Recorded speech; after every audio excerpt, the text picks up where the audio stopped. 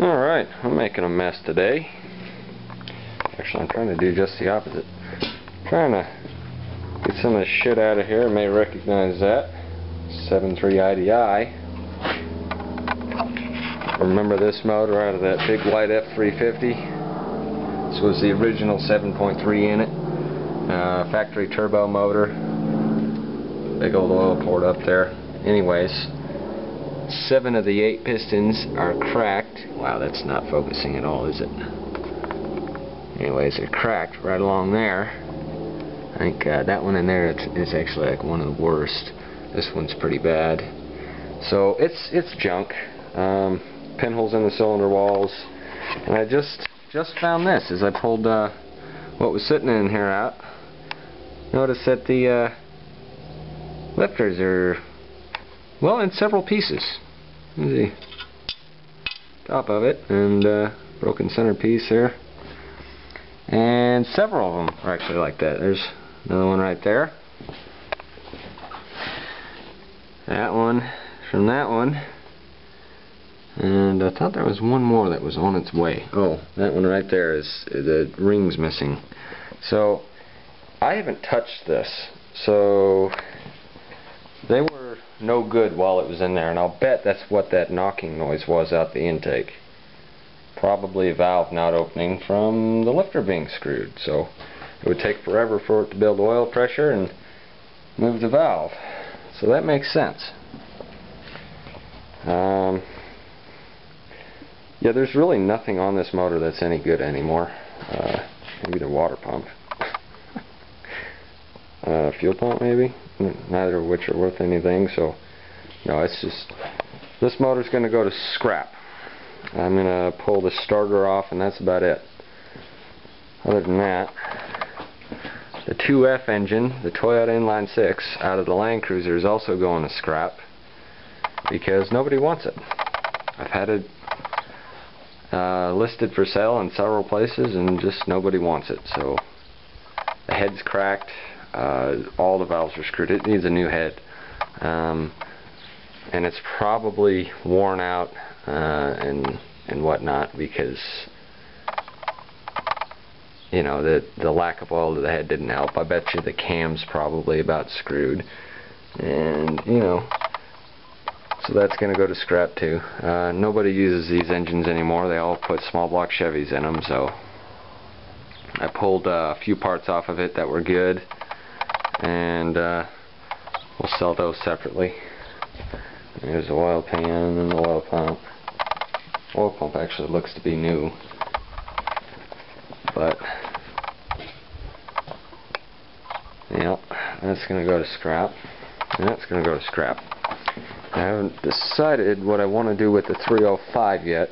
I had water in the cylinders for quite some time, so that block is going to need work, and previous owner never changed oil in this motor because incredible amounts of oil buildup in sludge. There's some right there. It was really bad when I first pulled it. I couldn't believe the valves would actually move. So it needs significant amount of work to make that a good runner. So I don't know if I'm going to scrap that too, or if I'll try to fix it and throw it in a truck or something. I don't know. Maybe find plenty of Chevys that don't have motors, you know, for $200 or something, and then throw a motor in it, and then I could sell it for $1,500 or something. Of course, we got the 6.2 military 6.2 6.5 turbo NV4500 and the Toyota transfer case there, and this is coming right along. I got one motor mount bolted up there. You know, it's solid, it's not going anywhere. Still got to do the other side. See, I cut the frame out, and I'm going to, what did I do with the piece? I bet you it's that piece right there. Weld nuts on the back side and get it situated just like I've done there. And then I'll actually finish the motor mounts. You can see they're not real pretty right now. There's going to be metal added and metal taken away and whatnot. Once those are done, I'll get the steering in. I'd really like to have steering on brakes on this thing again, so I could at least move it out of the garage to work on it. And after all that, I still have to do the rear cross member to support the trans and transfer case.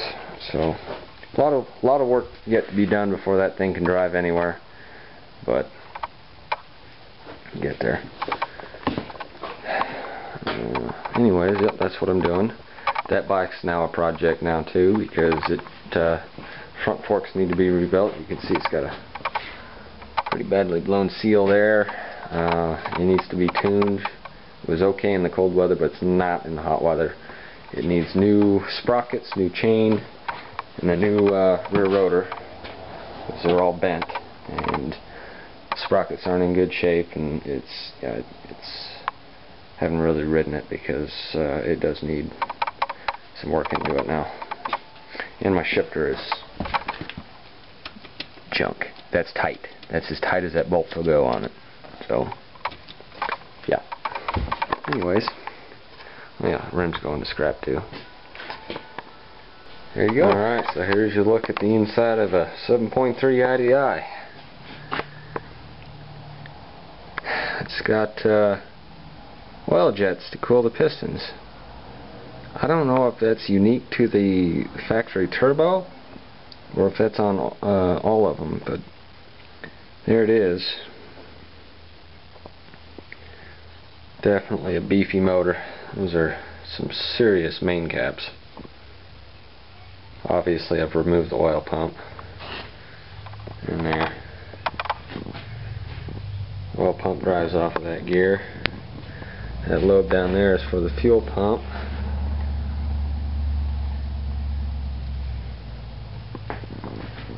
But yeah, there's some decent wear on those cylinders. Down here at least.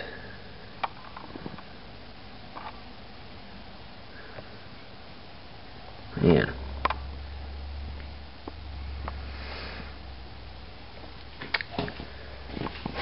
Back cylinders. Let's see here.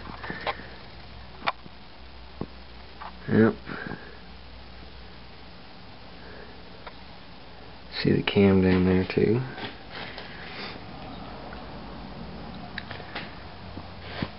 Some beefy counterweights on that thing.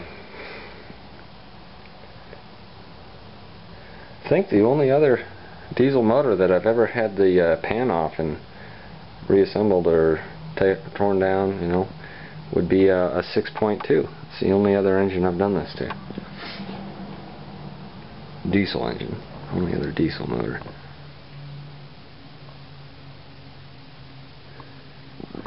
This is what a 200,000 mile IDI looks like. That was not maintained properly. Whoever had it for 198,000 of those miles did not put SCAs in the radiator, so that's what brought this one down. Well, that and probably my use of ether. That probably is what cracked the pistons. But see that piston down there? There it is. Time to get it in the truck.